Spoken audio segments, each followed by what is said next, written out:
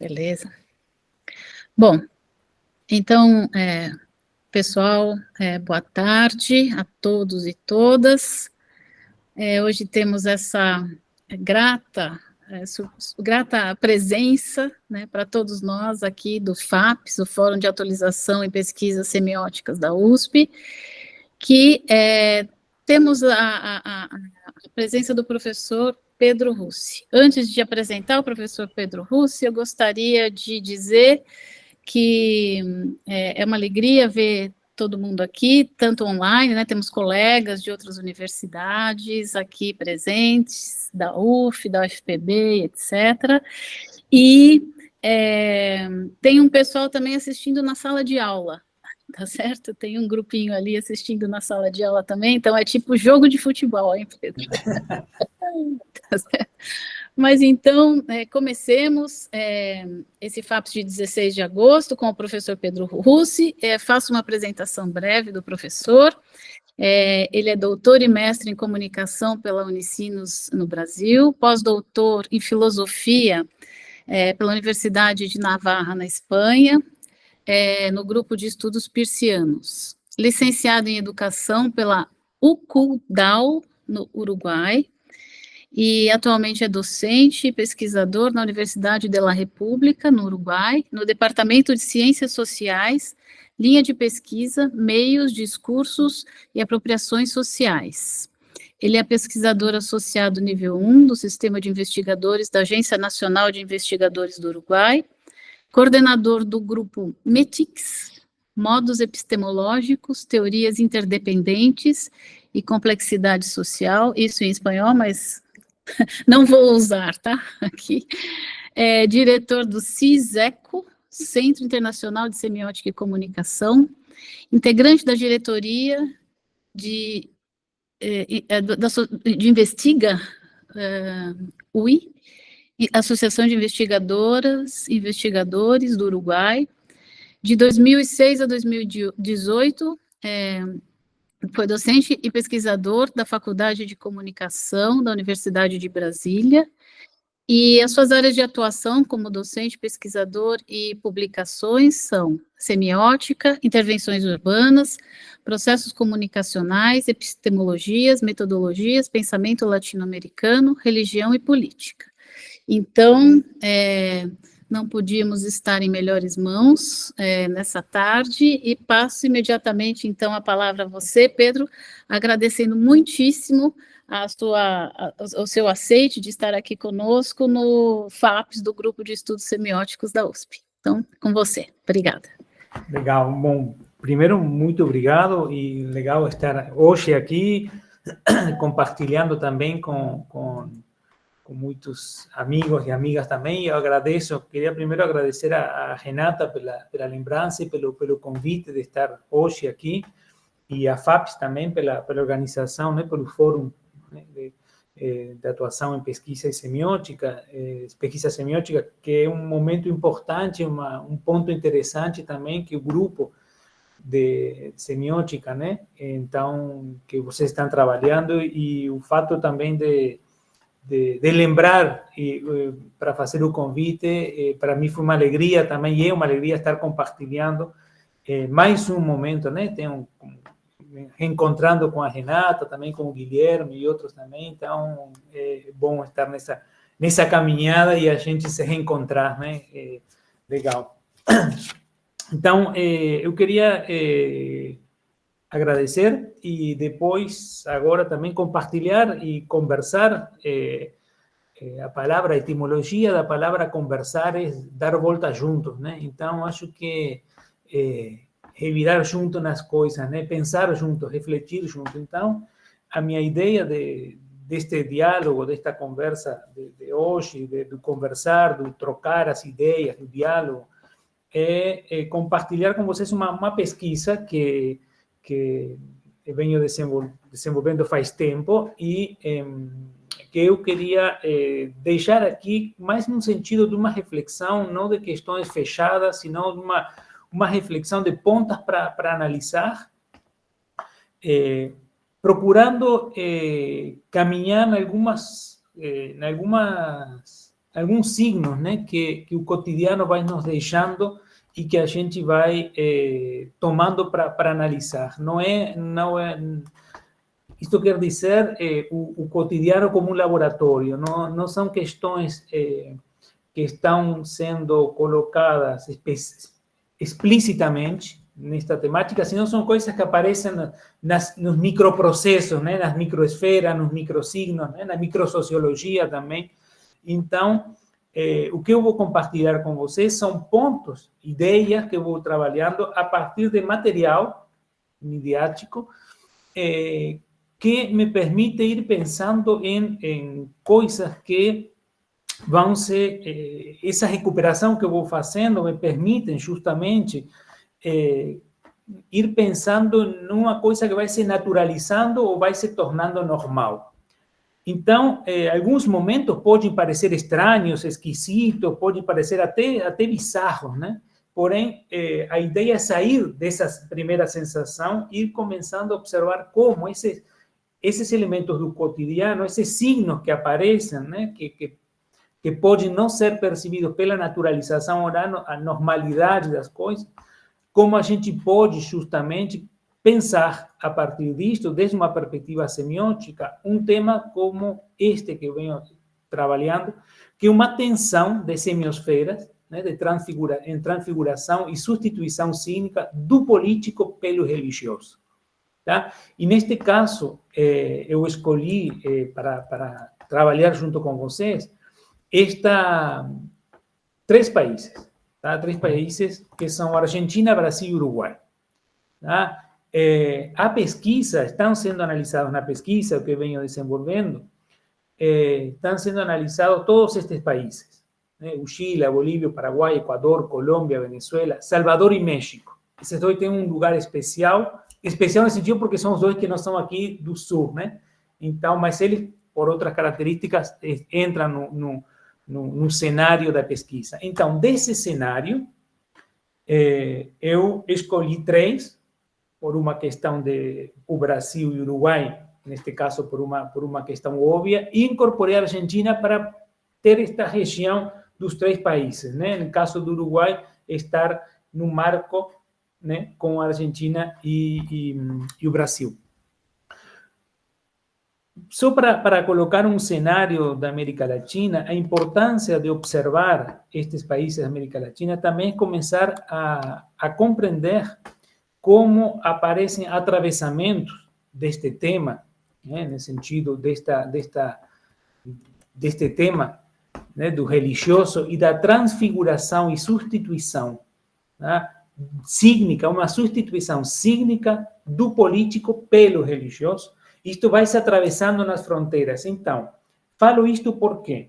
Porque coisas aqui podem parecer já conhecidas para o Brasil e para a Argentina, porém, para o Uruguai, são elementos que recentemente estão começando a ganhar uma força.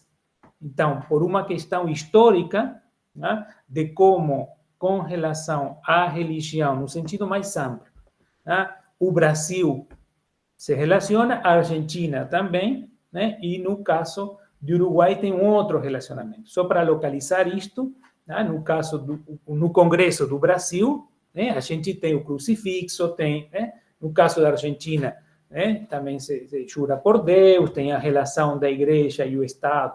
Tá? E o Uruguai teve, no ano 1919, uma ruptura, tá?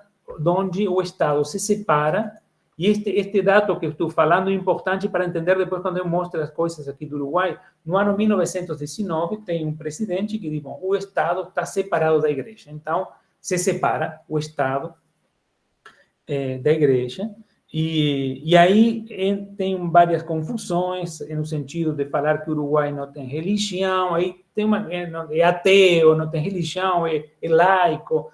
O que tem uma separação do Estado com a igreja, principalmente a igreja católica, naquele momento, 1919. Tá? E este dado é importante, justamente, depois vamos lembrar, pelo que aconteceu no dia 2 de março do ano 2019, no Uruguai. 2020, no Uruguai. 2019, desculpa, no Uruguai. Tá? 100 anos depois. Tá? É um dado importante. Tá? É interessante porque as coisas que estão acontecendo em outros países, no caso do Uruguai, ele vem como depois, né? Mas estão acontecendo. Então, a minha ideia era, nesse sentido, é um contexto importante. Então, são 3 momentos diferentes, 2 momentos que podem ser semelhantes, que são a Argentina e o Brasil, e um momento que está se fortalecendo este olhar, esta troca, né? esta transfiguração do religioso, do político pelo religioso. Tá? Pedro, com licença, você está trocando os slides, por Não, acaso? não, vou trocar agora. Vou trocar. Ah, tá, não, não, só agora para já... saber se tinha... Não, não, perfeito, Tudo perfeito, bem. perfeito. Não, Não, agora já estou com isso, já estou até feliz. Assim, cara.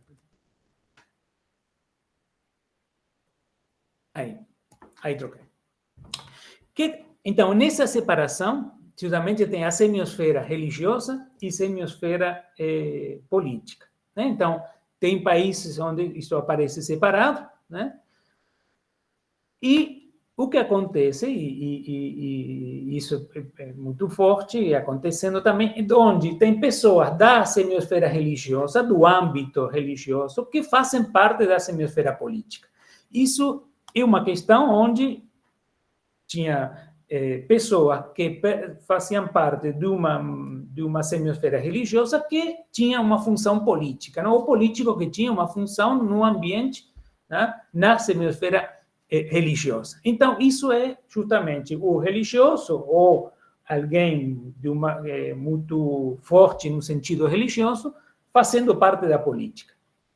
Porém, as semiosferas ainda estavam sendo, o que estou observando agora, essa transfiguração que vamos ver, nesse momento, mantém ainda o elemento político e o elemento religioso. É alguém religioso, né, que faz parte da semiosfera política. Então, não estou, a minha ideia da pesquisa que estou compartilhando com vocês, não vou me referir a representantes políticos, tá, que tenham uma filiação de uma determinada religião, senão eu vou convidar vocês a entrar num outro plano, tá? No plano do divino no espaço da política. Tá? No espaço do divino, no espaço da política. Então, nesse sentido, então, a minha ideia é transitar por momentos pré-eleitorais, eleitorais, pós-eleitorais. Tá? Eu não fiz uma questão temporal, senão que fui tomando como ilustração para ir pensando junto. Tá? Onde eu posso descobrir, né, eu vou descobrindo, eu vou compreendendo que tem signos indiciais, né, de discursivos, onde o religioso e o político vão se expressar e vão se prolongar nos espaços midiáticos, tá? E onde esses operadores de sentido vão a configurar, a acionar uma transfiguração da esfera política pela religiosa. Então, o que quer dizer isto? São sentidos que são colocados em circulação por diferentes sistemas de linguagem, que vão entrar numa substituição e uma ressignificação. Isto vai criar uma tensão sígnica entre o religioso e o político. O meu convite é para entrar agora numa outra esfera, onde se dá o encontro da política e a religião e a política, porém, ressignificando justamente a política. Ressignificando a política, ressignificando o Estado, ressignificando o governo, a governança, a laicidade, tá? E também o eclesiástico.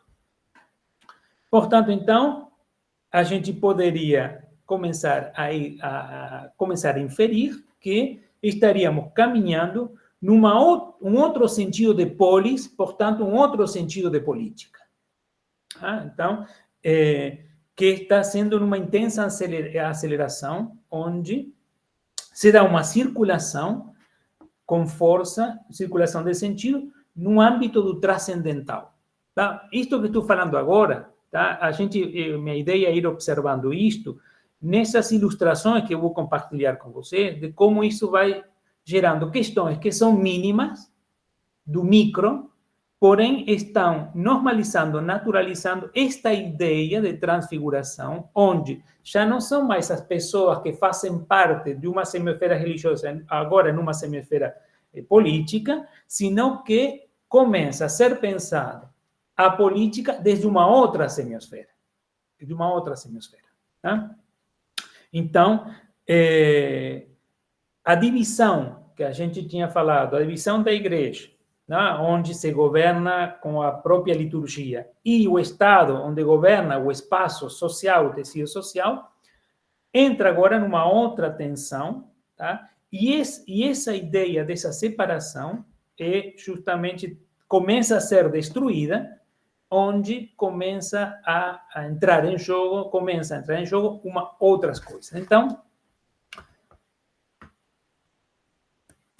aqui, a gente tem, estes simplesmente são desenhos para ir compreendendo por onde eu quero caminhar, né?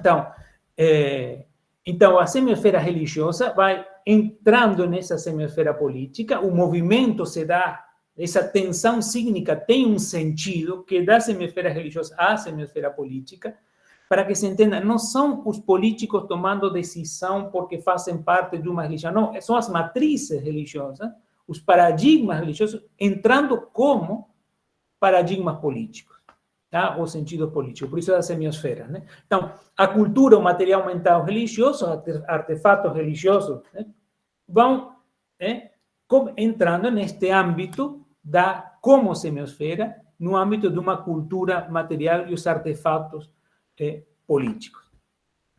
Então, tá? E aí, justamente, tá? Vai ser... O que acontece quando se dá este movimento, onde a semiosfera religiosa vai apagando essa semiosfera política e vai criando um outro sentido de polis, tá?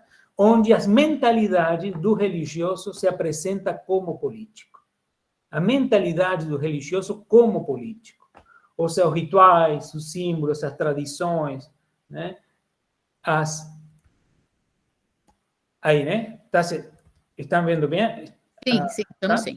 Tá? Uhum. Então, as emendas, as leis, os decretos, as normas, a normativa, tá? São justamente, tá? Essa mentalidade do religioso como mentalidade política. Tá? Então, isto é o primeiro ponto que eu gostaria de compartilhar nesta transmutação, né? Nesta transformação, nesta transfiguração e esta substituição, vai se retirando a responsabilidade política do sujeito. Vai se retirando a responsabilidade política. Não é no sentido não porque estou mencionando a Deus, porque não atuo dessas esferas de sentido. A questão é que a política passa por um outro plano. Passa para um outro plano. Não é porque o político fala de Deus, sino que os elementos da semiosfera que levam a tomar decisões passam por um outro plano. Então, a responsabilidade política do sujeito começa a se retirar. Poderíamos falar de uma despolitização nesse sentido. A polis começa a ser outra. Tá? Passa para um outro plano. A política, então, se exerce como uma experiência que poderíamos chamar uma experiência mística. As referências que vão acontecer desde um outro plano. Tá? São outras referências temporais e espaciais. E vamos ver isso bem claramente agora em algumas situações. Estou colocando isto para... depois eu vou retomar, mas colocando isto antes de observar como isto que estou falando vai se entrando em articulação com aquilo que eu quero apresentar e compartilhar. Então,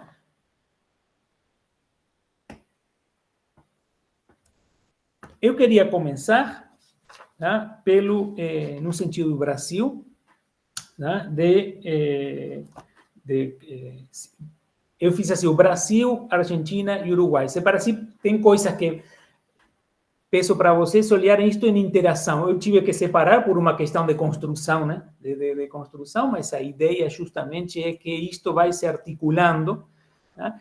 E depois, no final, eu vou mostrar para vocês a figura do ungido, de ser ungido, ou ser batizado, ou receber uma bendição. que isto é uma questão que aparece de uma forma muito forte, porque o ungido coloca ao político, e falo ao político no sentido masculino, porque são os políticos que fazem isso, depois a gente pode fazer uma discussão, porque tem uma questão da masculinização disso. Então, os ungidos não podem ser tocados. Então, por isso, não podem ser tocados. Aquele que é ungido não pode ser tocado pela justiça, por exemplo. Então, pedir, só para uma ilustração, quando eu faço algo, né, mesmo que eu depois me tatue, né, a verdade me libertará, os libertará, mesmo quando eu faço algo, quem vai me perdoar não é neste terreno, não é aqui, sino que num outro plano que vai me perdoar. Eu só pedir o perdão, seja que for, que eu estou num outro plano de perdão. Então, o ungido tem isso. Depois vamos chegar lá, vamos ir caminhando aí. Depois vamos compreender neste caminhar como estas matrizes que eu venho falando, desta substituição, desta transfiguração, desta semiosfera, vão se apresentando nestes episódios micro, pequenos. Não? Então, e como no Uruguai, tá? Essa presença religiosa, não de uma determinada religião, sino a presença dessa semiosfera religiosa, está cada vez mais forte, se apresenta cada vez mais, de forma mais intensa. Tá? Então, isso faz com que os atos que vamos ir observando são atos que começam, tá, a fazer parte de um país que tem as leis de um outro plano e não as leis de um plano de uma polis que se dá num parlamento, seja deputado, seja no parlamento. Então, eu quero justamente, a ver, aqui trocando, desculpa, aqui. Quero começar com essa situação. Eu quero deixar claro que a pesquisa que estou fazendo não é para falar se são boas, ruins, lindas, feias as religiões. Não estou nesse sentido, não é nisso. Não é uma questão de um lugar político ou de outro lugar político, sino como construção desse tecido social, dessa circulação de sentido. Tá? Só para que fique claro, vamos caminhar por diferentes. Acho que aí ficou melhor, né? Tá ótimo. Tá? Caminhar por diferentes situações, tá? Onde que vão nos permitir compreender isto. Então, não é desde um lugar contra ou a favor, sino para analisar justamente esses microprocessos semióticos. Então, esta é uma situação forte nesse sentido, onde tem uma frase aqui, que a Janaína, quando começa, ela abre o processo do impeachment, muitas devem lembrar, onde a primeira frase que diz: eu acho que se tiver alguém fazendo algum tipo de composição neste processo, é Deus. Tá? Ela abre com essa frase. Tá? Deus, né? Ela vai abrir e vai dizer, né? Eu acho que quem está fazendo algum tipo de composição, eu estava lá no Congresso, né? Tá? E diz: eu acho que se tiver alguém fazendo algum tipo de composição neste processo, é Deus. Tá? Foi Deus com que várias pessoas fez com que várias pessoas ao mesmo tempo, cada uma a sua competência, percebesse o que estava acontecendo. Então, essa frase, essa fala, coloca o sentido que estão aparecendo nessa discussão, o que foi o processo do impeachment, numa outra esfera. Coloca num outro plano, tá? numa outra dinâmica de signo. Tá? E também nesta situação, esta imagem é forte porque percorreu muitos meios, tanto nacionais quanto internacionais, tem os vídeos, tudo isso, né? Estou me referindo à imagem da Janaína, né? Onde fala para o BBC Brasil, né? A Janaína faz um discurso: eu não tenho culpa se o próprio Lula confessou em rede nacional ser uma cobra. E aí fala, né? Deus manda uma legião para cortar as asas da cobra.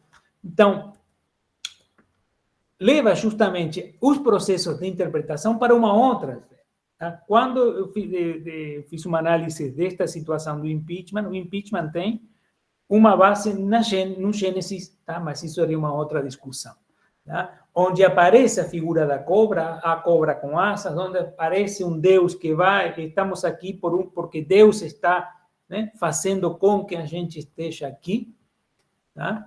Então, isto foi planejado por uma outra, mesmo que a gente esteja fazendo uma discussão política, de um impeachment que faz parte de uma esfera, quem está comandando a esfera é um outro plano.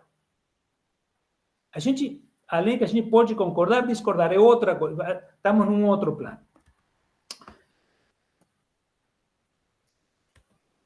Devem lembrar também, né, eu vou pedir para vocês ir observando como esses processos que aparecem naturais, normais, que podem parecer, não, mas Pedro, isso não tem nada a ver, são processos micro que vão configurando, normalizando, naturalizando. Já a ideia nossa, como, no meu caso, desde a semiótica, como posso observar isso, como posso problematizar isso que aparece como comum, como cotidiano, todos os dias. Né? Então, quando Henrique Meirelles, né, faz justamente em setembro de 2017, ele faz um vídeo onde um vídeo que está meio escuro, meio aí, não? Henrique Meirelles pede orações pela economia brasileira. Né? Me sinto à vontade falando com vocês porque temos os mesmos valores da lei de Deus e dos homens visando crescer, colaborar com o país. Preciso a oração de todos. Ou seja, a economia sai do âmbito da economia e passa para um outro âmbito. Ou seja, a economia do Brasil, do Uruguai, seja que isso aparece também em outros países, da Argentina, né? Não vou falar agora dos outros países, fica nesses três, fica aos valores da lei de Deus. Ou seja, até a economia depende de uma outra esfera, não mais das decisões nossas. Portanto, a responsabilidade sai da responsabilidade política, entra num outro plano. Portanto, no plano do pecado, da culpa, de outra coisa, mas não da responsabilidade política. Né? Estou aí eu vou levando o tempo, daqui a pouquinho aqui. E aqui, isto que são dois momentos. Um momento quando, depois eu vou passar para a Argentina, mas um momento quando o Bolsonaro é eleito a primeira vez, onde ele faz uma oração, ele faz uma oração, vai rezar junto com um pastor e outros pastores, né? Onde se faz rezo, uma oração, tá? Onde justamente, imediatamente de saber o resultado, o primeiro ato que se faz é um ato de um outro plano. É rezar em coletivo. É rezar. Tá? Com pastores, vai ser... Ou seja, o primeiro que se faz é isso. Tá? São signos que vão permitindo justamente entender esta transfiguração, justamente este movimento, né? esta substituição da semiosfera. E depois, justamente, quando Jair Bolsonaro afirma, neste caso, que a Bíblia aboga o uso da arma e utiliza Lucas, né? Quando fala que tem este é um jornal argentino, tá? Coloco isto aqui de outros jornais para ver como tem esse trânsito nas fronteiras, né? Então, coloco isso para observar como isto vai além, via os meios de comunicação, que daria justamente faz parte de como vai se construindo esse sentido pelos meios, né, na sociedade mediatizada, né? E aqui aparece num jornal justamente argentino, onde ele cita uma frase bíblica para afirmar que a Bíblia permitiria o uso das armas. Né? Então, se a Bíblia fala de armas, nesse passagem bíblico, tem que ver com as traições. Fala quando Judas traicionou a Jesus. Né? Então, se vocês vão observando, justamente esse movimento para uma outra situação, uma outra esfera de interação.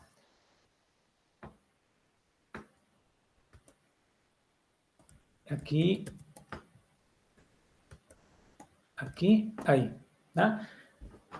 Onde estaríamos agora? Numa guerra espiritual, uma guerra que passa por um momento de guerra espiritual. Não estamos aqui por poder, não estamos aqui por status, estamos para cumprir uma missão proposta pelo Senhor. Aparece também a ideia da cruzada, né? Brasil acima de tudo, Deus acima de tudo. A cruzada que a gente vai ver como isto também aparece no âmbito da Argentina, tá? E aparece este cenário de mistura, onde aparece uma pessoa com uma camisa onde tem a Ustra Vive, né? Ustra que já conhece, depois aparece a Virgem também, essa aparece crucifixo, né? Então, essa imagem dessa moça que está aí, né? Onde tem essa mistura de todo, onde aí a gente vê como vai, não é simplesmente uma opção, é uma mistura realmente de várias esferas, nesse caso, e no caso da guerra espiritual, a gente passa a um plano que não é um plano de uma guerra corporal, sino uma guerra de uma outra, não é uma guerra cultural também, não é uma guerra cultural, é uma guerra espiritual. Passamos para estamos construindo um outro plano, né? Aqui, né, são coisas, quando se vai rezar um muro, os bolsonaristas se ajoelham e abraçam o quartel de São Paulo e rezam o Pai Nosso pelo golpe, tá? Ou quando cantam um hino em torno de um pneu, né? Então, isto que pode parecer, e aí o cuidado, quando pode parecer às vezes bizarro, o pessoal pode rir, né? Mas é entender, e além disso, além de como isto vai construir, ou seja, o rezar o Pai Nosso pelo golpe, mas também no muro, e vamos ver como o presidente argentino utiliza o tema do muro, das lamentações. Tá? Vamos ver como vai ser fazendo esse movimento. E aí o hino cantado, né, entonado ao pneu. Né? E aqui, portanto, depois vou avançar aqui, só para tá? O projeto que vai declarar a Bíblia como patrimônio cultural, tá? O primeiro, e isto, né? A Bíblia como um patrimônio cultural, tá? Mas aí eu queria entrar neste aqui. O que acontece? Aqui vem justamente em um momento da eleição, a última eleição, aparece, né, o cristão que vota em Lula defende a legalização do aborto. Isso foi mandaram para mim, uma pessoa que vai mandando material. O fechamento das igrejas contra a família, né, mas o cristão começa a aparecer uma outra categoria de cidadão. Começa a aparecer uma categoria de cidadão que não é porque faz parte de uma determinada religião, sino uma construção de nação a partir dessa perspectiva. Né? E aparece o contraponto. No segundo turno, vai aparecer o que são os santinhos, onde diz, né, o Brasil da esperança, Lula, bem-aventurados os pacificadores, pois serão chamados filhos de Deus. E aí explica minha fé em Cristo, meu voto em Lula, quando os justos, né, governam, e aí vem escrito. Ou seja, começa a aparecer uma tensão um outro plano. Num outro plano. Num plano, sim, que são das ideias, podem ser das ideias, mas num outro plano. Que vai além de se eu gosto, se eu não gosto, se eu acredito ou não acredito. Onde está se propondo essa tensão? Onde está se propondo essa tensão? Aqui aparece, então, isto é interessante, porque aparece, então, a contraproposta desde a esfera religiosa. Ou seja, a marcha de Jesus, Lula criou, sancionou a lei da liberdade religiosa, a marcha para Jesus, o Dia Nacional do Evangelho, deixar claro que Lula é cristão, né? Lula é cristão, né? Lula acredita em Deus e Lula não tem pacto nem jamais conversou com o diabo. Ou seja, numa campanha política tem que deixar claro que um candidato não conversou com o diabo. Mas isso que pode parecer, não, isso aparece também no Brasil, na Argentina, aparece no Uruguai, aparece em outros países. Tá? Então, o candidato de carne e osso sofre uma transubstanciação. Ou seja, passa a dialogar ou não dialogar com o diabo, né, neste caso. Onde, então, deixa o lugar para uma outra situação, tá? Que vai ser uma mediadora entre o céu e a terra, onde justamente a responsabilidade política, o corpo político, vai se movimentar para uma outra esfera, onde quase como um mediador, ou um querubim, ou um arcanjo, né, que se conecta nas dimensões do profano e do sagrado. Ou seja, o programa partidário fica de lado para montar um outro programa, que é o da Boa Nova. Estamos num outro nível, né? E é interessante isto, como começam a aparecer as pesquisas para ver se evangélico ou católico, neste caso, comparação dos governos de Lula e Bolsonaro, religião, começa a aparecer como um dado, tá? Que a gente pode tomar simplesmente como dizer, bom, são dados, né? Não, mas não é somente dados. Qual é o sino, o sentido que está entrando em circulação quando é necessário colocar como pesquisa se os cristãos, ou os evangélicos, neste caso, e os católicos, o que acham do governo. Vai além do sentido de uma confissão religiosa.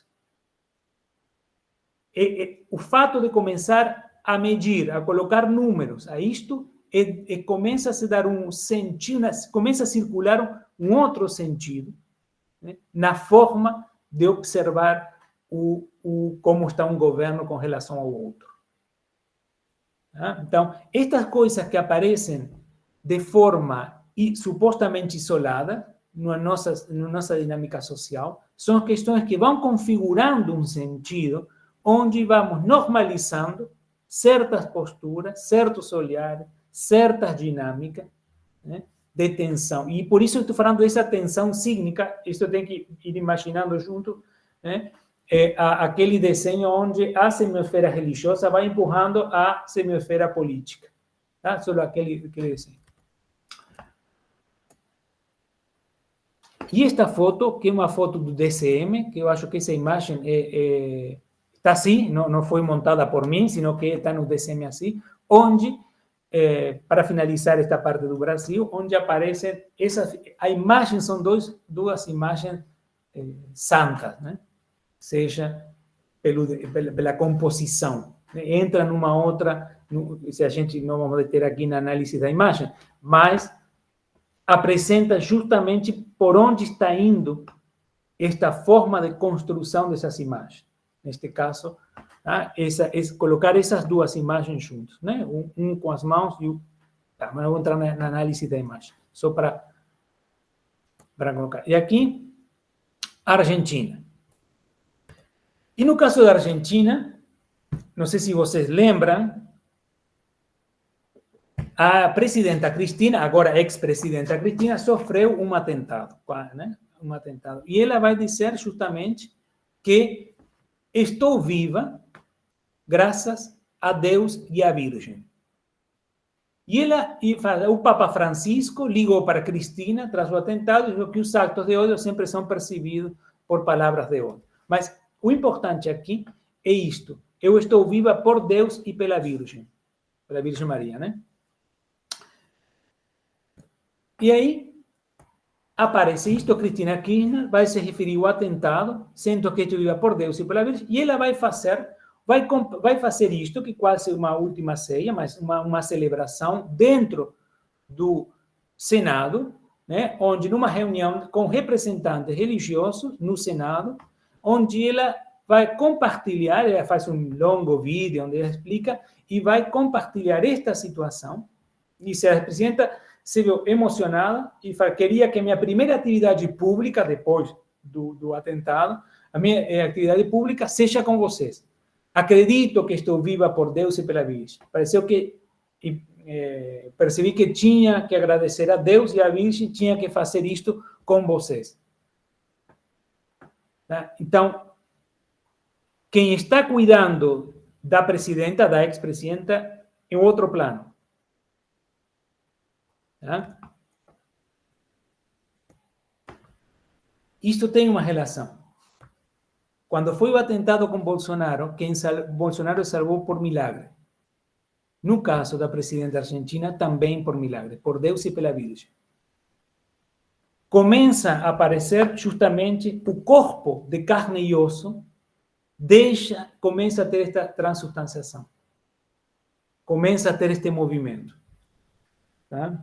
Onde vai se observar um aumento exponencial, significativo, da transformação das agendas políticas em agendas religiosas. Das situações políticas em situações religiosas. Tá? Estou aqui, mais uma...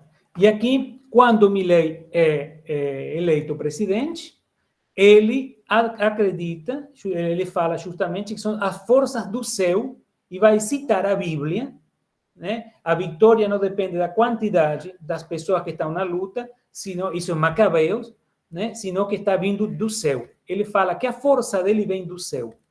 E ele fala justamente, né? Macabeu fala assim, se o leão vai rugir, né? vai gritar, né? Quem vai nos temer? Né? Se fala Jeová, o Senhor, quem não profetizará? Ele tem isto como base, ou seja, ele, sempre que termina uma fala, vai falar justamente das forças do céu, que ele está aqui pelas forças do céu. Tanto é a situação que Infobae, um jornal, tá, tem que explicar, e faz toda uma explicação, qual é o livro dos Macabeus que cita Milei no seu primeiro discurso presidencial. Aparece toda uma explicação de Macabeus, aparece uma explicação teológica. Então, não estamos analisando a questão do ator político, público como político, sino que se está se analisando a questão religiosa que ele menciona. Falam sobre Macabeus e explicam toda a história de por que aparece essa frase. E aparece justamente a missão divina de Javier Milei. Milei fala justamente, Javier Milei diz, ele fala que foi o mismíssimo Deus, tá, que falou para ele que ele estava destinado a uma missão, que era salvar a Argentina do maligno. E essa poderosa convicção fez com que ele... Então, ele falou com Deus, ele teve... Né, Deus justamente falou para ele, né? E aí é interessante depois como entra a figura dos cachorros do Milei, tá? Porque tá, os cachorros de Milei, a irmã do Milei, que é a primeira que está sempre acompanhando ele, é uma médium que fala com os cachorros mortos de Milei, mas não somente fala com os cachorros mortos do Milei, sino que o cachorro morto de Milei é quem pensa a estratégia política da Argentina. Então, tem um signo que está presente, um outro plano que está presente, numa outra circulação, tá? Numa outra circulação de sentido, que não é o da polis deste cenário, sino que são signos de uma outra polis. Ou seja, justamente, no caso aqui, os cachorros, tá? Que um dos vai falar, e são os que marcam a estratégia política da Argentina. Então, as decisões não fazem parte do plano terrenal, fazem parte de um outro plano.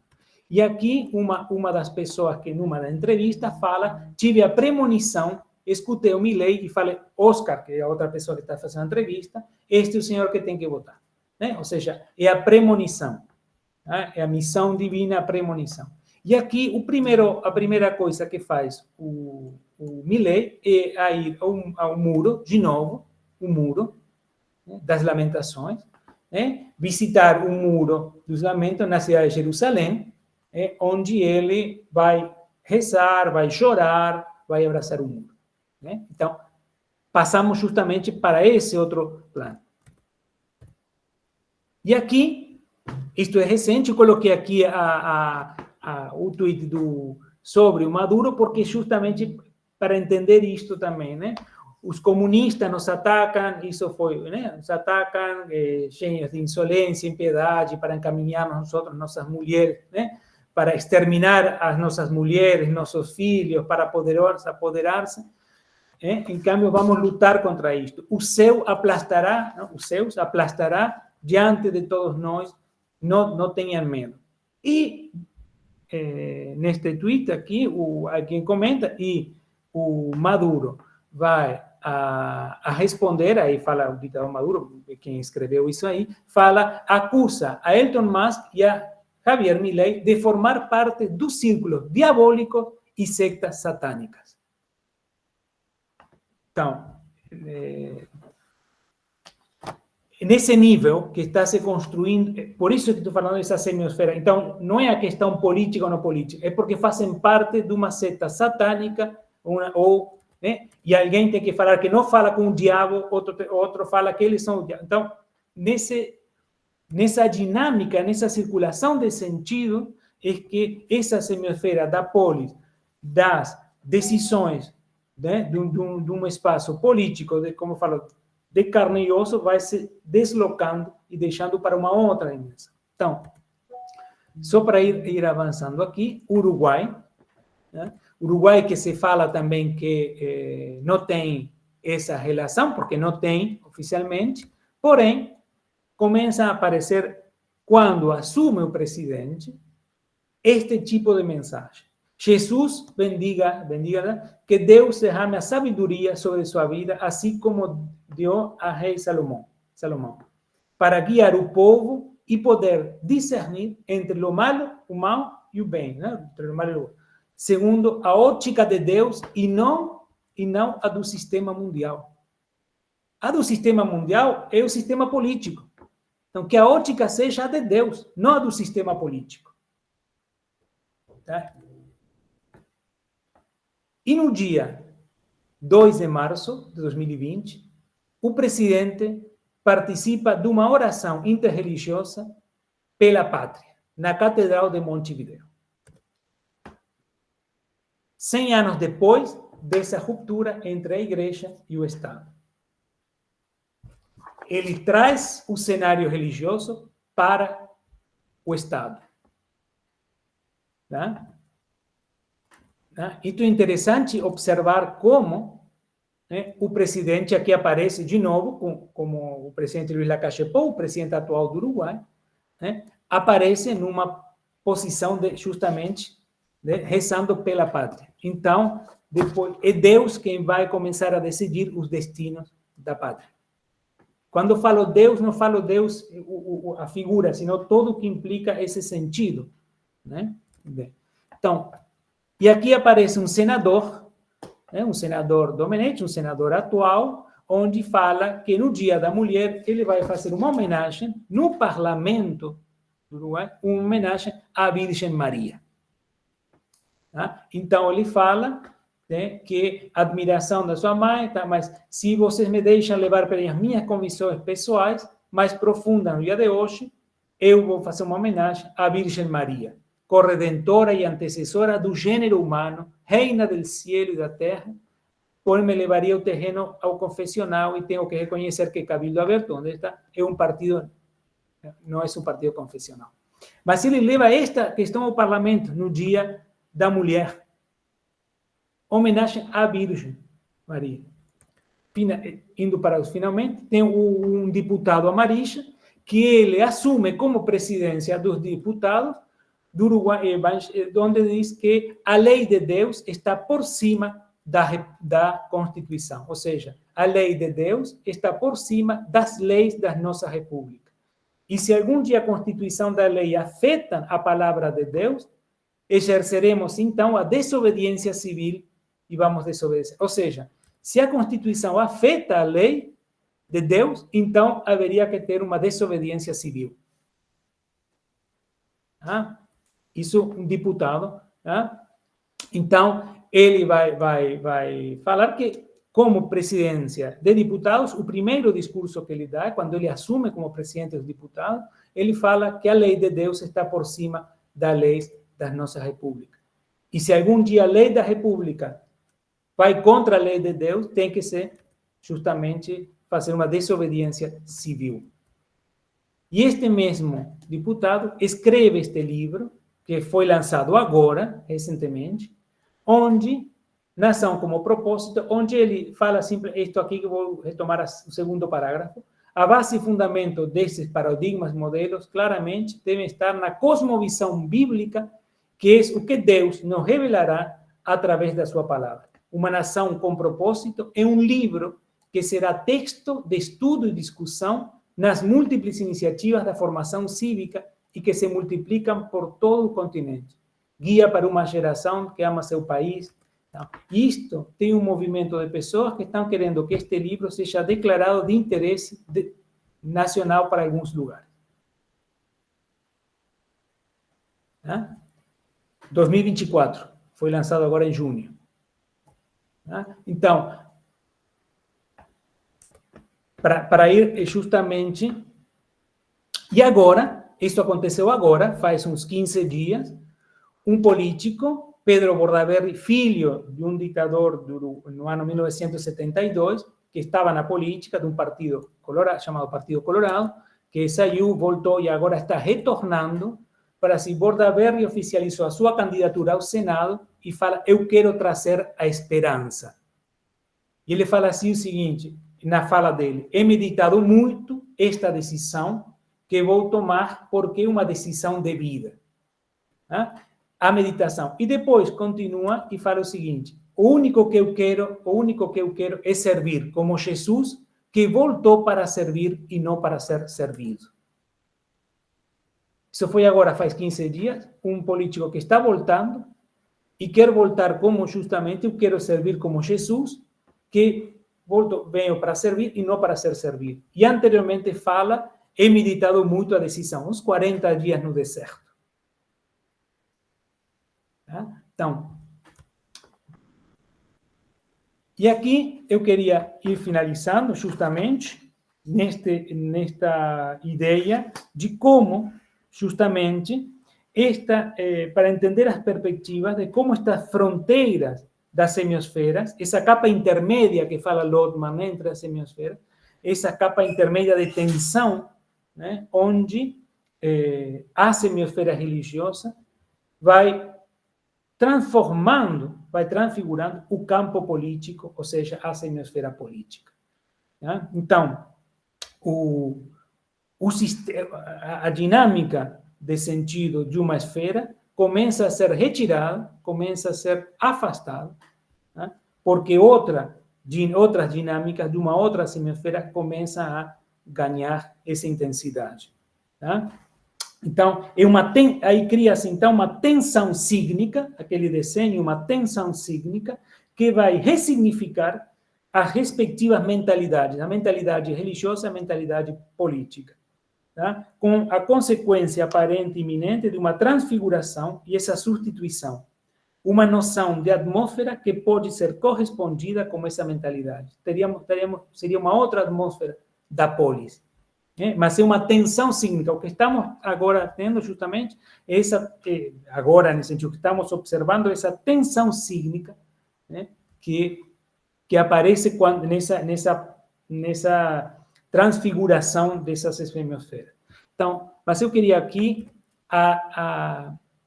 como o tema dos ungidos nos coloca numa outra, justamente terminando aqui, nos coloca numa outra dinâmica também os ungidos. Bolsonaro, sendo ungido, onde ele vai chorar também, onde ele vai ser fundador, depois pelo fundador Edir Macedo, onde ele também é batizado pelo pastor Everaldo, junto com seus filhos, no Rio Jordão, imagem que já conhecem. O Lula, os evangélicos abençoam Lula no encontro histórico, pedem a Deus sua reeleição, tanto evangélicos quanto os padres, Então, está colocando a situação numa outra esfera, como eu falava, justamente. E aqui aparece Milei. Milei assistiu a uma cerimônia judaica e foi bendecido pelo rabino David. E aqui recebe e ele foi para o muro. Mas ele é bendecido também. É a necessidade de explicitar e de passar por essa outra esfera, onde começam a ser entendidos, interpretados, e os sentidos começam a circular, justamente são de uma outra dinâmica, de sentido. E No caso do Uruguai, Lacalle Pou recebeu a bendição de 5 comunidades, não foi só uma, sino de 5 comunidades religiosas na Catedral Metropolitana. Tá? Ou seja, a necessidade, justamente, a necessidade de ser ungido para poder transitar nesta semiosfera, tá? Que eu estou compreendendo como semiosfera religiosa, de uma outra forma. Ou seja, não é o político que assume na sua postura política, sino que é alguém que assume a sua postura numa outra dinâmica de sentido, em outras exigências de sentido, em outras situações de compreensão do que se entende como política.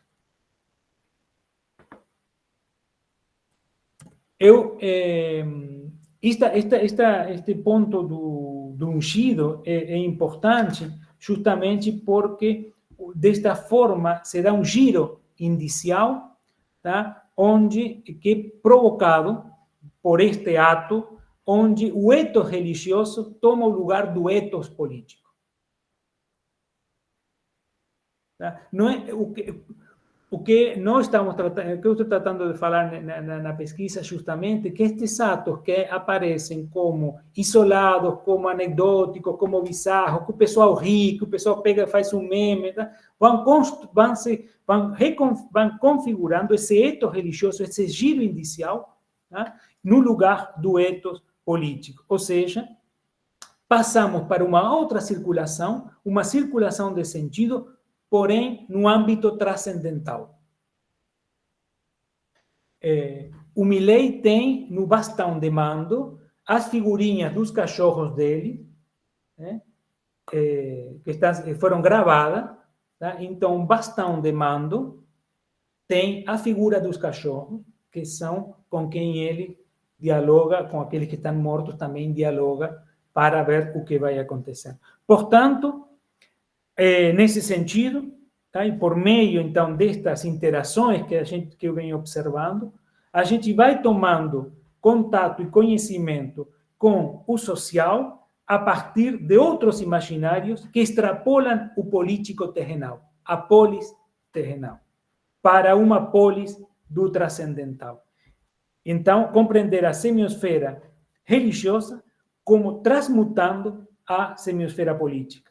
Na potencialidade, isso se apresenta na potencialidade, que daria para uma outra discussão, na potencialidade das plataformas midiáticas, que são as que nos permitem justamente ter acesso a isto, mas nas diferentes plataformas midiáticas, que seria uma outra também discussão. Ou seja, na atualidade, então, não é estranho que, e não deve ser, começar a ser estranho cada vez mais, que essa presença dessa semiosfera, desse ethos religioso, comece a ter um lugar cada vez mais presente como sentido de compreensão do tecido social. Como sentido de compreensão do tecido social. Eu queria terminar por aqui, mas se eu consigo compartilhar 2 minutos do fechamento de campanha do Milei, para entender justamente essa mensagem, não, dos seus, tá? Porque é importante como, nesse vídeo, nessa parte que eu quero compartilhar, como se dá esse sentido que quer se dar a essa figura do Milei, neste caso, na Argentina. Eu acho que eu posso compartilhar, se eu deixo de compartilhar aqui, eu tenho que abrir aqui. Eu acho que deixar de... Tem que parar isso. Isso, perfeito. Agora eu acho que já tenho aqui aqui. A ver se para compartilhar com som. Acho que já é automático, né? A ver se vocês escutam. Ainda não começou a compartilhar. Não? Não, ainda não. Para mim, pelo menos, ainda não aparece. Não, justamente não compartilhei. Isto é no encerramento da campanha do Milei, num Luna Park, num lugar onde ele fala, mas o que eu quero colocar aqui é uma parte que é anterior à fala dele. Falou anteriormente um consultor dele, tá, que falou que o importante tem que romper com o Vaticano, a primeira fala que ele faz, romper com o Vaticano, porque eles são, o Deus do Vaticano não é o Deus deles, é uma outra discussão. E no meio, antes de entrar a falar o Milei, aparece este vídeo, que são curtinhos, mas para entender justamente isto que o Armagedão é o segundo retorno. Tá? Por isso que é a justiça e por isso que as forças do céu. Para entender isto, no caso da Argentina. A ver se... Aí está compartilhando, não? Sim, agora sim. Se escuta? Sim, sim. Tá.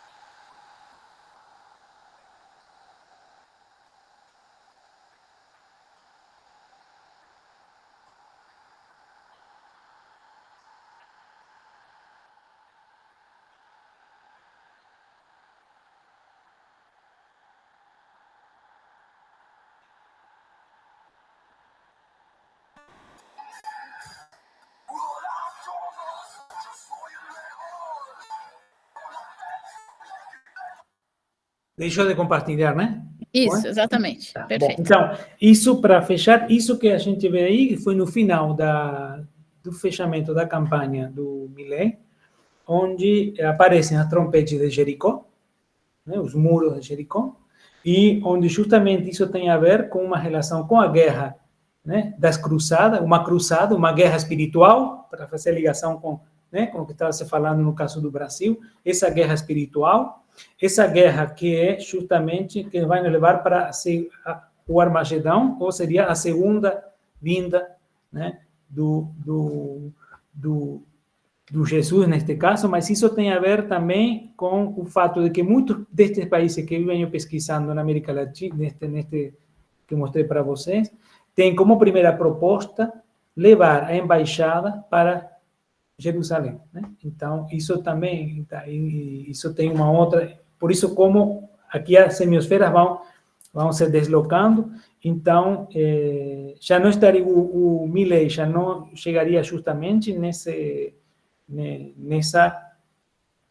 momento onde tem que ser destruído o que está todo, essa refundacional.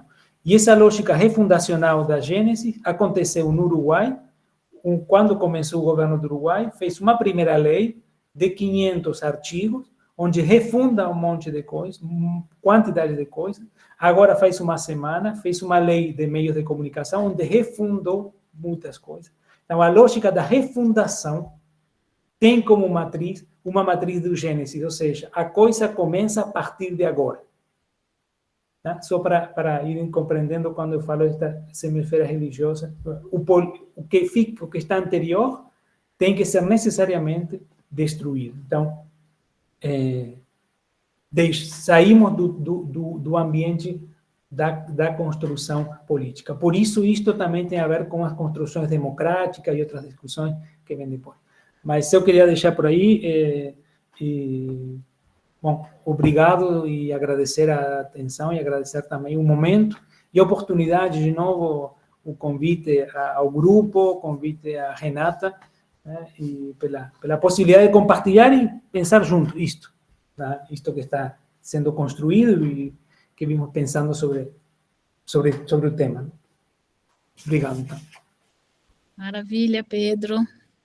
Então, fantástica a sua apresentação. Muito importante esse tipo de pesquisa, né? Porque todos estamos embebidos nessa lógica. Como você falou, a gente geralmente reage pontualmente, né, achando engraçado, ou se indignando, ou etc., mas é importante pesquisas como essa, que nos dão uma visão geral, vamos dizer assim, né?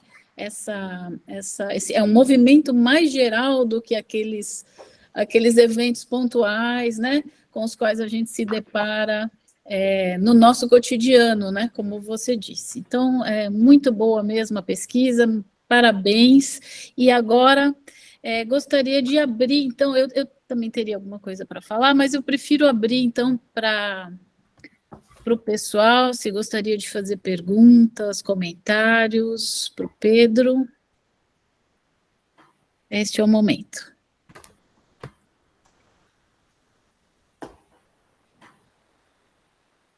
Tem gente, o Guilherme.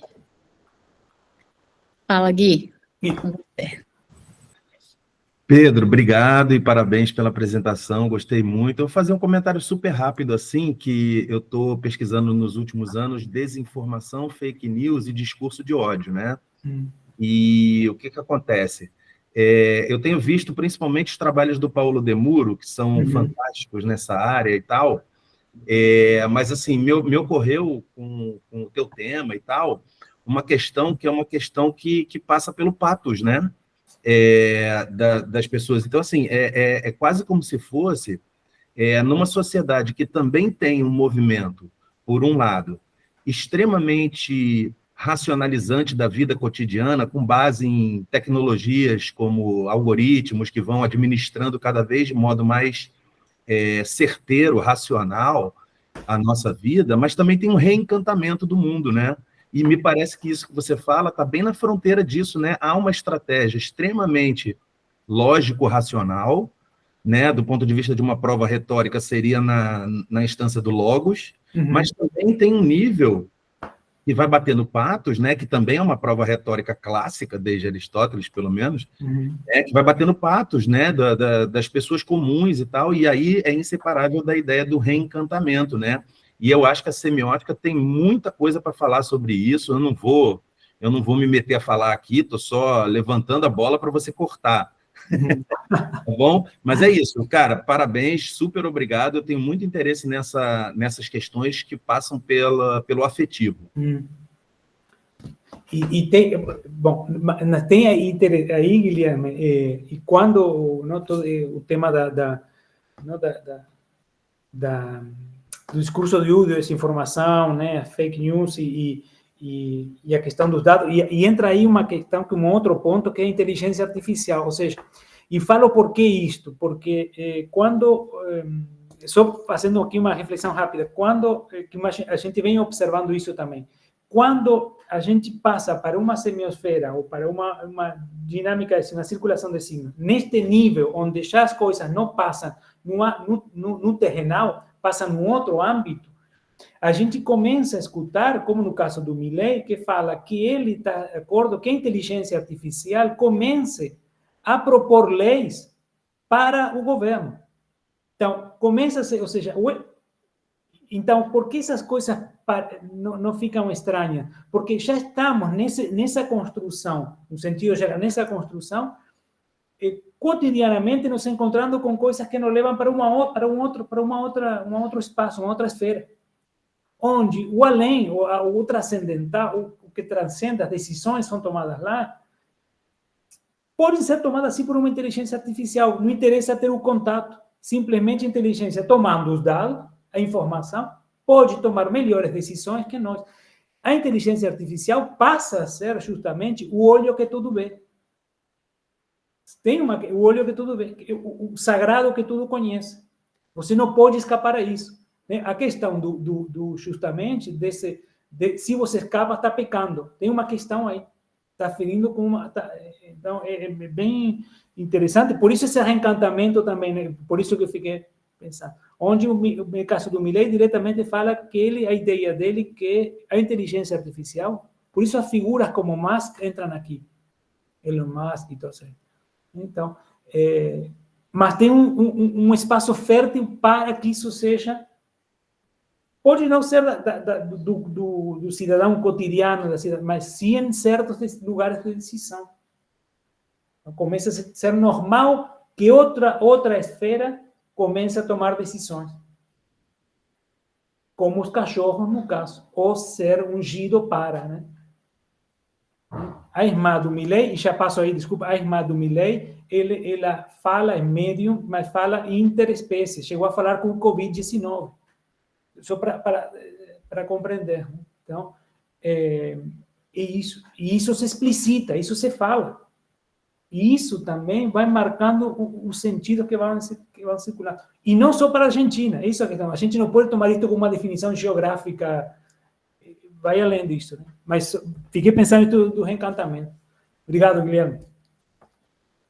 Obrigada. Eu não sei, a Beth tinha levantado a mão, Beth? Porque agora não está aparecendo mais. Então, eu baixei, mas já que é porque o Guilherme falou da questão do Patos, mas eu, de qualquer modo, gostaria de agradecer muito pela fala do Pedro e parabenizar, acho que é extremamente importante, ainda que eu me sinta bastante deprimida, mas prefiro um deprimido mais consciente do que a alegria da ignorância. Muito obrigada, Pedro. O que eu ia realmente falar, o Guilherme abordou, e até de uma maneira mais profunda, que era sobre o Patos. Obrigado. Maravilha. Legal, obrigado, Beth. Ivan? Oi, Renata. Tenho a impressão que o Gustavo tinha levantado a mão antes de mim. Não, ele tinha mesmo. Aí eu passo para eles depois, porque deve ser gente, eu não sei se é o próprio Gustavo ou o pessoal da sala. Por isso que eu estou passando assim, porque daí pode ser que tenha mais gente lá. Por isso que eu passei para você, que só era a sua mão que estava aqui, mas tanto faz para mim a ordem. Gustavo, é você ou tem mais gente aí querendo falar?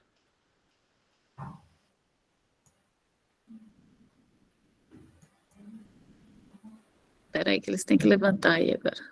Tá vendo? Era por isso que... Oi. Tá bom. Os escutam? Escuta. Sim, escuto. Escutamos. Eu tenho uma pergunta. O professor falou sobre a questão da substituição, né, das semiosferas. Mas, se a gente olhar por outro lado da questão, há também outras forças, né, em jogo. Eu queria um pouco saber como que isso é entendido, porque... Tudo bem, a gente tem essa que está em tensão, né? Ele falou sobre isso, da gente estar nesse momento da tensão da transformação. Mas tem muitas outras coisas acontecendo na mesma sociedade. Por exemplo, a gente tem as pessoas trans entrando na mesma esfera. Então, a gente tem deputadas trans, né? Coisas assim que é novo também, que não tinha antes. E, então, há um embate direto. Então, eu queria saber como que se entende isso se a gente olhar as outras semiosferas que também estão em embate ali, né? Porque não é só a da política entrando. Legal, obrigado. Se escuta aí? Precisa tirar o microfone aí, por favor, na sala. Isso, beleza. Essa é a Thaís, Pedro. Thaís. Obrigado, Thaís. Sim, é bem interessante isso, porque quando eu falo da semiosfera política, e aparecem vários atores e atoras dentro dessa semiosfera política, como no caso das políticas senadoras, né, trans, você não, e também que isso está acontecendo também em outros países, são elementos, são situações que vão justamente trabalhar nessa tensão sísmica, porém fazem parte de uma semiosfera do político. E aí, o que estou falando aqui não são as pessoas ou os indivíduos, sino que tem pessoas, indivíduos, cidadãos de diferentes semiosferas, de diferentes matrizes, que fazem parte de partidos políticos que integram justamente a semiosfera política. A questão não é no sentido das pessoas que fazem parte, sino como vai, em um sentido mais amplo, justamente como vai essa semiosfera dessas matrizes do religioso, que não falo de uma religião, sino do religioso, vai justamente deslocando, ou vai transfigurando, ressignificando essa semiosfera do político, onde as ações do político, da semiosfera política, passam a ser ações, no sentido da semiosfera política, que começa a tomar em consideração outros elementos que não são deste cenário, do carne e osso que a gente pode falar. Então, por isso que é interessante observar como se dá nessa tensão sísmica justamente estas pessoas, estes políticos que estão, de certa forma, criando tensão, porém, a tensão que estão criando é na semiosfera política. É na semiosfera política. A gente tem que ir conhecendo como se está dando esta configuração num outro espaço, numa outra esfera. Então, quando está se propondo uma guerra espiritual, quando está se propondo de que a nossa guerra já não é mais uma guerra cultural, que seria, senão uma guerra espiritual, estamos levando isso para uma outra. Como trabalhar com isso, o que fazer com isso, é justamente o desafio. Então, um dos movimentos mais rápidos, e aqui tem de esquerda, de direita, do meio, do que for, é se ajustar às demandas dos tempos. Por isso, a gente vê na América Latina, eu não trouxe aqui os exemplos, vários países da América do Sul, e no caso do México, onde governos que poderiam pensar fortalecer a semiosfera política, fazem um movimento contrário, estão fortalecendo a semiosfera religiosa, por exemplo, inaugurando igrejas próprias. Então, ou indo desesperadamente aos diferentes lugares onde recebem diferentes tipos de bendições. Então, isso que me preocupa, como está se dando neste momento, como está se dando esse deslocamento, essa transfiguração. Porque para mim chama atenção, não é a proposta de hoje, mas chama atenção como muitos políticos que poderiam ter justamente uma crítica a isto, estão atualmente inaugurando igrejas para eles, para ter votos. E como isso, por exemplo, aqui no Uruguai tem igrejas que são sustentadas por parte de uma matriz governamental, não pelo governo, mas sim pela matriz política do governo, que estão no Uruguai também. Então, essa é uma questão. Eu compreendo, Thaís, e eu agradeço, só para fazer essa distinção aí.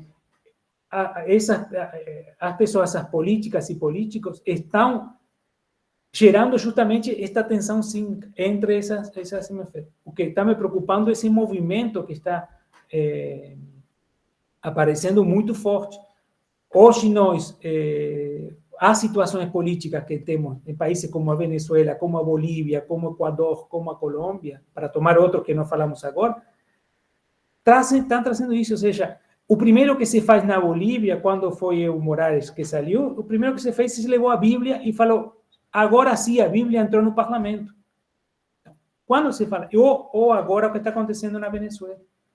Na Venezuela a gente tem o Maduro que está se reunindo com religiões, está criando cultos também, tá?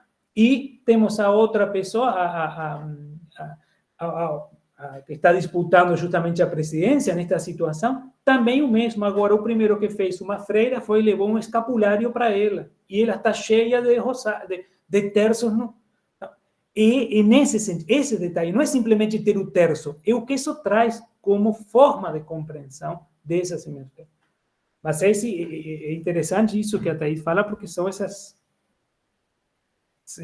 outras semiosferas, mas que fazem parte do entendimento de uma semiosfera política. E daí justamente que se dá a tensão sígnica. Né?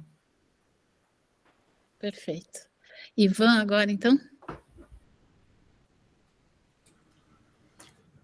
Do mesmo modo como a Beth, Pedro, também quero te dar os parabéns pela explanação de hoje, muito, muito relevante, mesmo muito clara, as coisas que você expôs para nós. E, bom, não poderia ser mais oportuno em vista do momento que nós estamos todos experimentando nesses países, enfim. Eu gostaria de perguntar, em primeiro lugar, assim, no Brasil, nós compreendemos algo desses fenômenos, Pedro, bom, você sabe tanto quanto cada um de nós, nós compreendemos em parte esses fenômenos à luz da ascensão nas décadas recentes de certas variantes do protestantismo aqui no Brasil, que tinha uma tradição, de um certo modo, uma tradição ligada ao catolicismo, à sua maneira, historicamente, e que foi vendo uma progressiva penetração e expansão enfim, de uma rede religiosa dos pentecostais e neopentecostais, basicamente, né? Que não agem todos da mesma maneira, mas muitos dos quais sempre foram, desde o início, extremamente politizados. Talvez fossem mais discretos em relação a isso nas décadas iniciais da implantação dos seus templos, mas deixaram toda a discrição de lado nas eleições recentes, e eles foram decisivos nas eleições recentes brasileiras. Totalmente. Como todo mundo sabe. Então eu queria perguntar, para minha informação, porque não sei mesmo, se em lugares como a Argentina e Uruguai, que você também focalizou na fala de hoje, se ocorreu algo de semelhante ao longo das décadas recentes. Hoje no Brasil tem uma parcela significativa do eleitorado que se diz, enfim, evangélica, se identifica como evangélica, pentecostal, neopentecostal, enfim. Eu gostaria de saber se isso aconteceu, se essa coisa aconteceu, vamos dizer, demograficamente falando, hoje isso é muito significativo no Brasil. O campo do catolicismo não para de se reduzir na população brasileira, e o campo dessas outras religiões não para de se expandir. Então, eu queria perguntar se isso também aconteceu nos dois países que você focalizou, o Uruguai e a Argentina. Queria saber também se essa coisa, num outro âmbito, se essa coisa do fundacional e essas remissões a Gênese, Apocalipse, Gênese, fim de ciclo para que comece tudo novamente, esse tipo de remissões feitas no contexto desses candidatos, então, enfim, se a gente pode admitir que elas estariam ligadas a uma necessidade de uma violência fundadora. Você nos mostrou esse grande comício, esse grande meeting, isso era a final da campanha presidencial do Milei, acho que foi isso. Sim. Aquele grande estádio. Sim. Bom, então, quer dizer, será que a motivação para pôr diante dos olhos da plateia aquelas imagens muito espetaculares de demolições, bombardeios, e culminando com uma saraivada de bombas atômicas, vindo umas depois das outras, está relacionado enfim, a uma apropriação do campo da violência. E aí tem uma interrogação também sobre o quanto é que se deve legitimar para a direita de hoje e a extrema-direita de hoje nesses países a violência brutal, a violência mais completa, a violência do tipo: vamos metralhar todos esses vermelhos, a partir de agora não vai sobrar nenhum. Se for vermelho, vai para as valas comuns onde enterramos as ossadas desde 64 em diante, no Brasil, no caso do Brasil. Então, essa coisa também, que é uma das coisas que fazem o grande punch, a grande tonicidade do discurso da direita nos tempos recentes, passa talvez por essa coisa da espécie de sentimento difuso, talvez, de é preciso que haja uma violência, uma espécie de fogo exterminador para acabar com tudo isso. Isso diz respeito às instituições, certo? As instituições das repúblicas representativas, para pôr em seu lugar alguma coisa nova, novíssima. Essa coisa nova, novíssima é uma ditadura fundamentalista, religiosa, militar, etc. Desculpa, foi longa a minha pergunta. Não, mas ótimo. E agora que fechou com isso aí, só um parêntese, isso que não entramos na minha apresentação, eu retirei a relação que está se estabelecendo entre o militar, policial e religião. Isso dá uma outra, e que está relacionado a isto que você fala, só que agora que você fez, é isso. A quantidade de exército que estamos tendo, de pessoas, e os militares de Jesus e tudo isso que está se... E crianças também que estão entrando nisso, vários países da América Latina. Então, mas indo para Ivan, muito obrigado, tentando ser ágil na resposta e sei que vão ficar coisas para continuar conversando numa outra oportunidade, mas este crescimento das matrizes religiosas que você fala, né, o neopentecostal, né, para tomar... está se dando num crescimento impressionante, exacerbado, no Uruguai e na Argentina. No Uruguai é imponente. Tem um momento na época interessante, porque isso faz parte de uma história do informe Rockefeller. O informe Rockefeller, no ano 69, o informe Rockefeller vai falar, quando Nixon manda Rockefeller a fazer um estudo, um informe sobre a América Latina, estamos falando no ano 67. Rapidamente, no ano 67, Nixon manda Rockefeller a fazer um informe sobre a América Latina, e vai escrever um informe porque ele vai dizer que temos que tratar que a América Latina não seja uma nova Cuba. Não seja uma nova Cuba, né? Está relacionado a isso que você falava, né? Então, isso justamente... Eles vão criar, na universidade americana, eles criam duas disciplinas, latino-americanismo e o brasilianismo. O Brasil é um lugar chave nesse sentido. Então, o informe Rockefeller, no ano 69, vai dizer que a Igreja Católica, justamente, se colocou do lado dos mais débeis, dos vulneráveis, né? Então, e que estão apoiando as questões revolucionárias. Isso chamado teologia da libertação, né? Estou sendo muito sintético, né?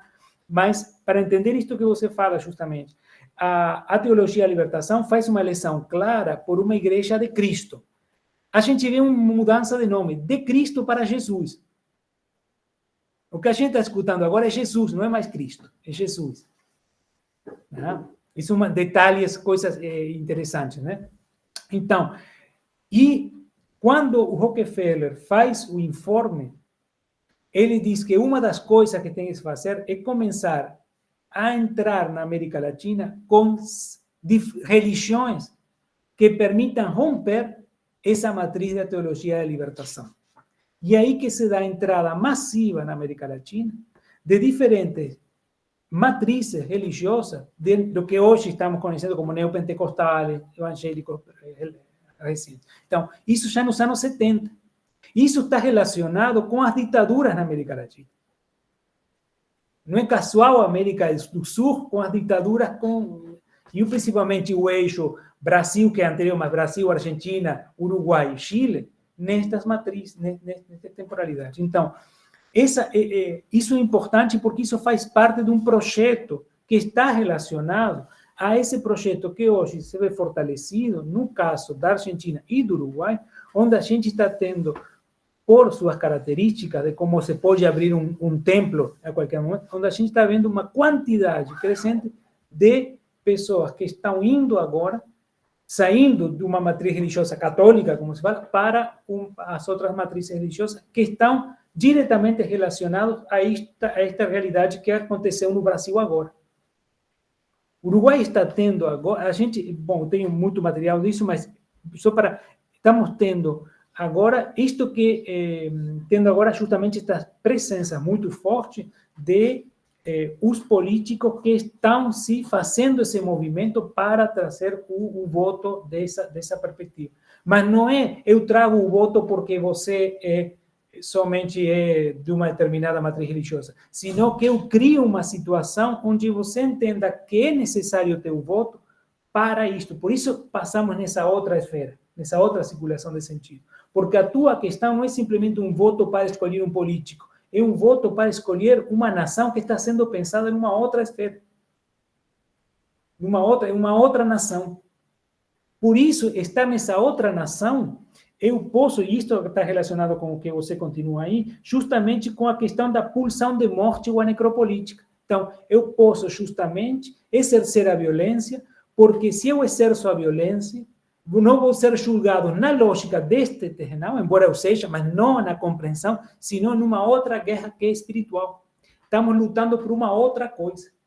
Estamos lutando para justamente que aconteça o que se chama a ação ou a ideia pré-tribulacionista, que é quando volta Jesus, ou seja, quando vou à segunda vinda, que está se dando nestas situações, por isso a refundação também.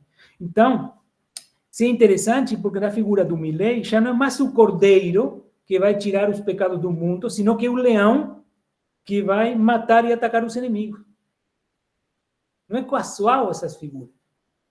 Então, é interessante como essa ideia, e onde isso vai acontecer justamente em um determinado lugar.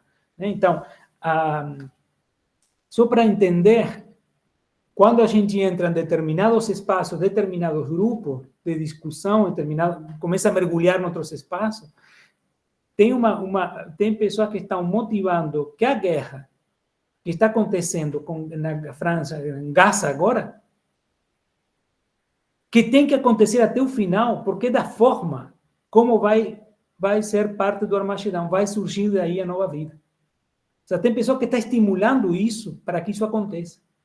É bom que tudo que está acontecendo, porque isso vai permitir a volta de um outro mundo. Só para entender o grau desta. Então, a primeira, sim, está se dando esse aumento, e na segunda, da violência, sim. Tem uma apropriação do campo da violência, do campo da necropolítica e da pulsão de morte. Né? Então, isso quando aparece a questão espiritual nisso, aí a gente deixa um cenário onde as ações violentas que eu estou tendo são ações violentas, mas num âmbito de uma santificação do que está acontecendo.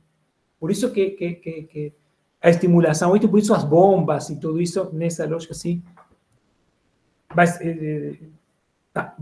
paro aí, mas não sei se quem... Perfeito. Agora, Oriana, por favor. E isso tem, desculpa, Oriana, isso tem a ver com a teologia da dominação, que é justamente, que isso aparece no Gênesis, que a gente tem que dominar a natureza. O tema da lógica climática o fato de que nestes dias Trump falou que estava bom, que concordava com a crise climática, assim ele tinha mais água e podia construir mais, porque vai ter mais praia para construir mais edifícios, né? Então, o negacionismo do clima, justamente, do que está acontecendo com o clima, é justamente uma lógica da teologia da dominação, onde fala, serás dono de todo, dos animais, do peixe, disso. Mas não é conviverás com ele, é uma leitura que se faz de dominar tudo.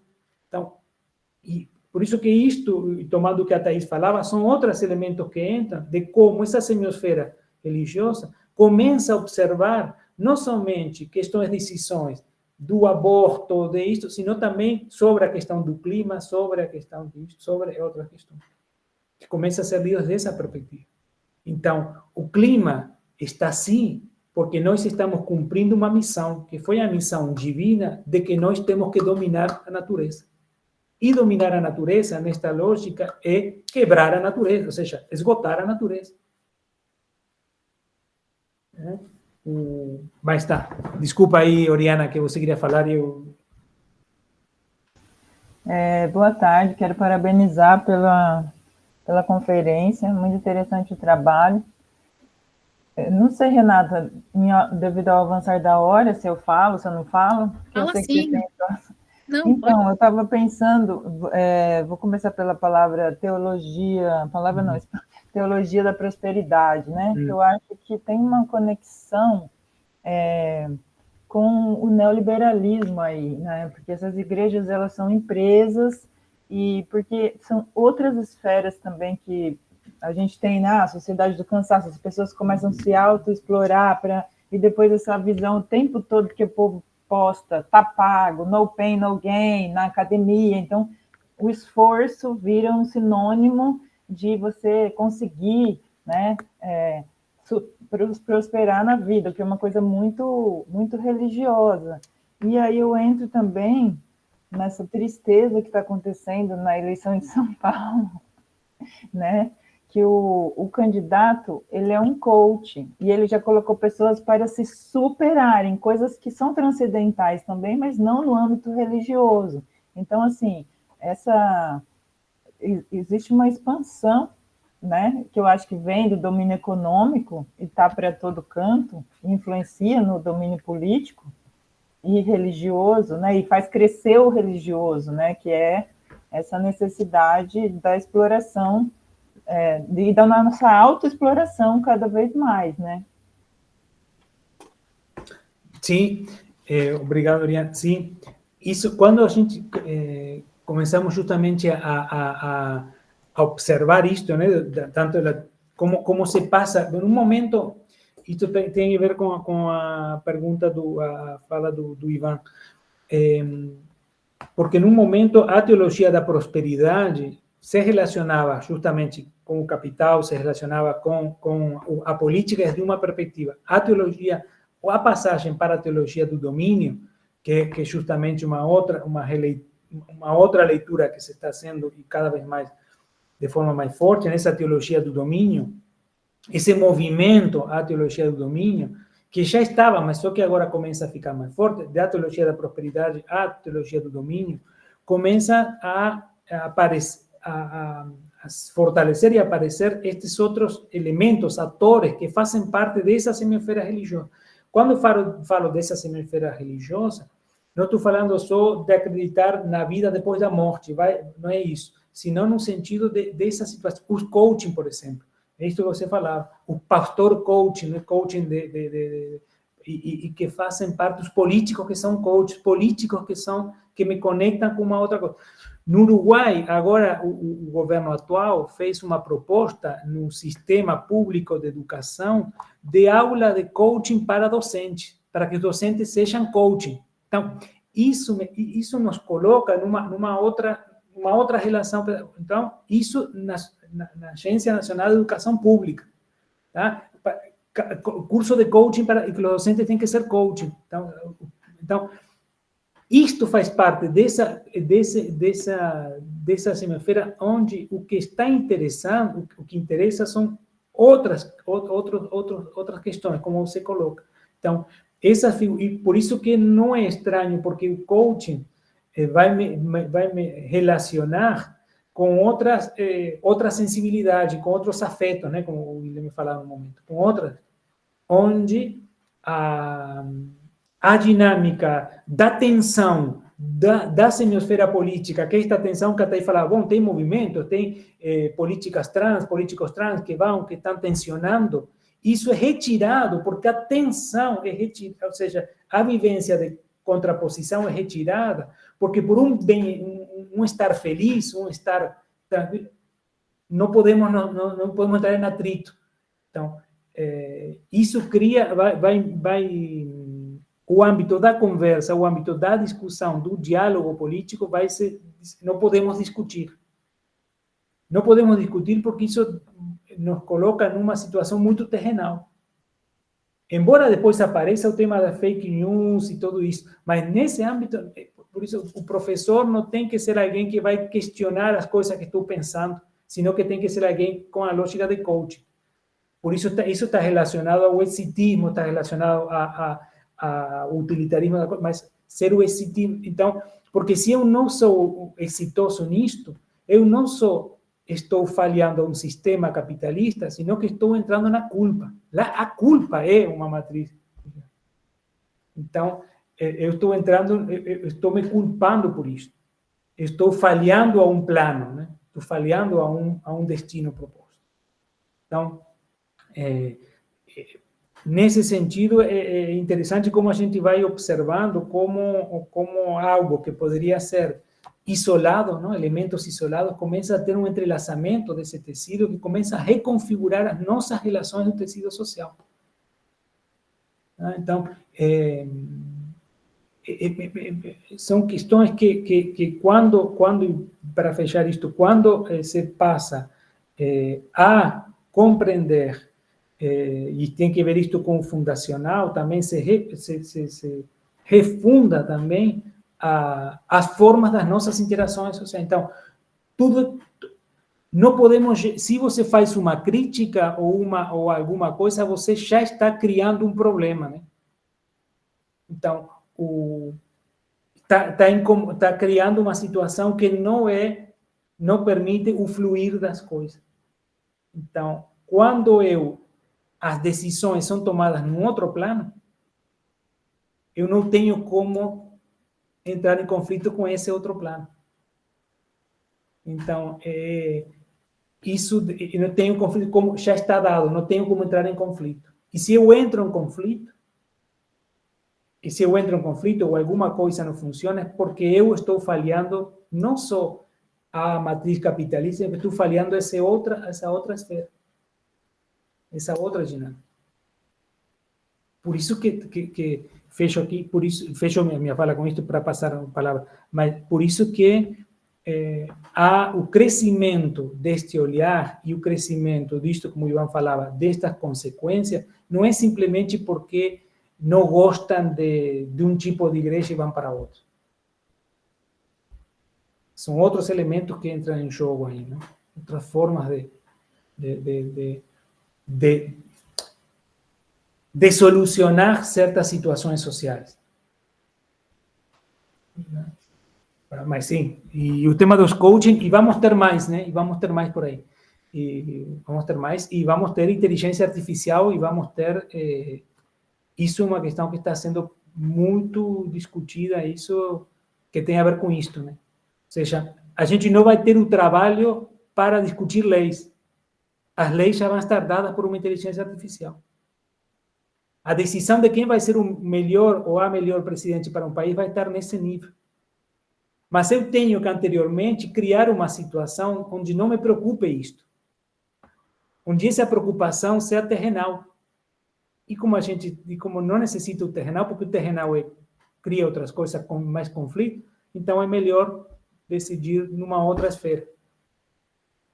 Isso que parece tão longe, não está tão longe. Infelizmente.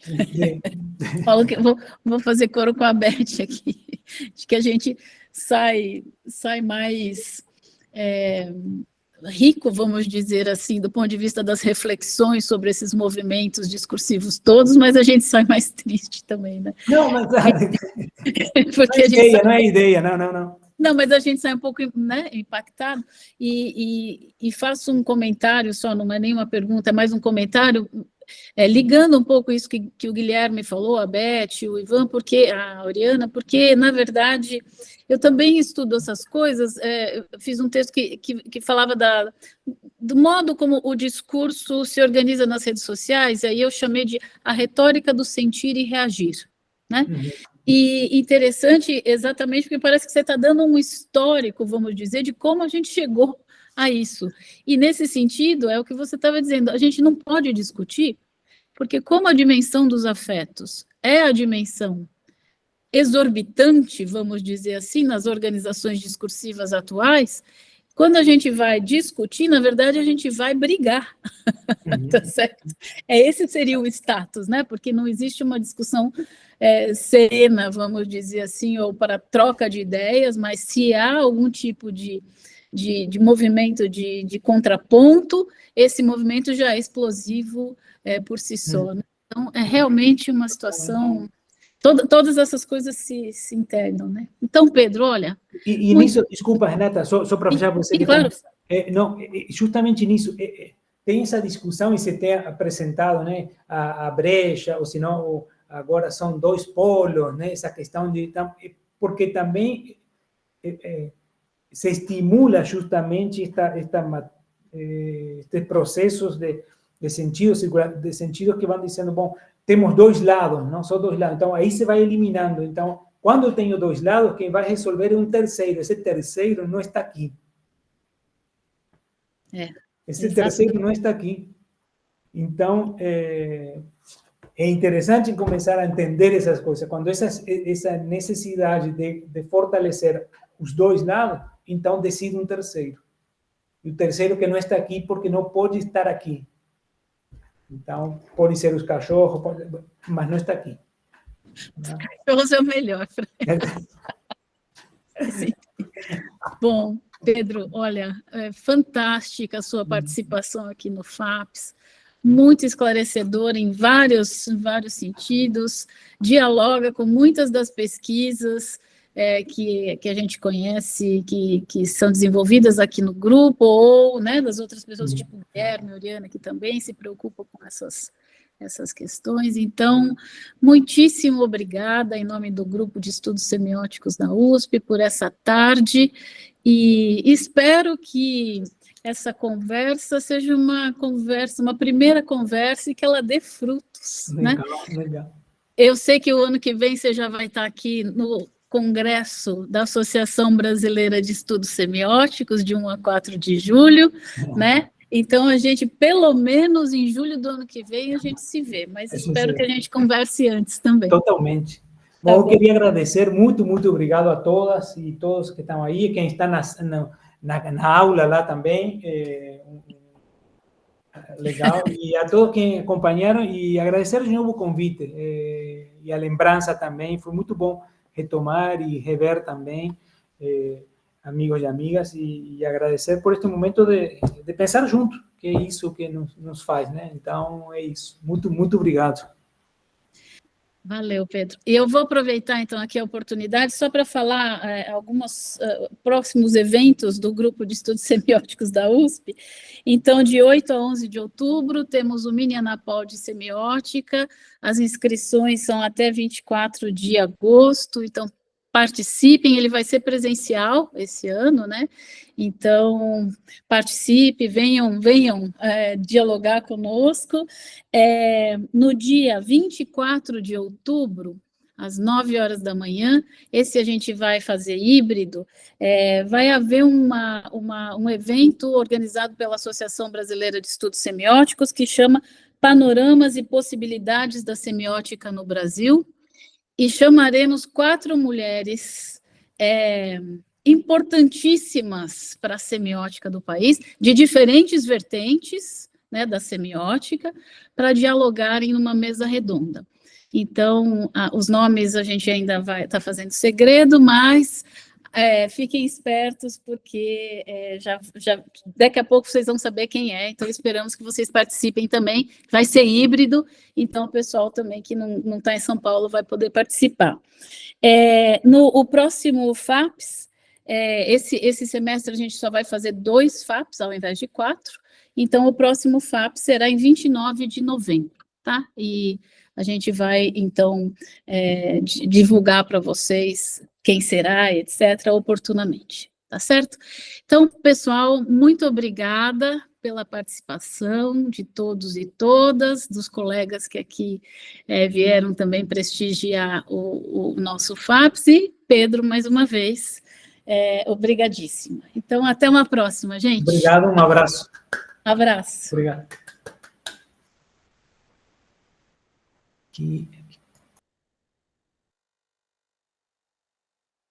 Ivan, acho que você pode parar, né?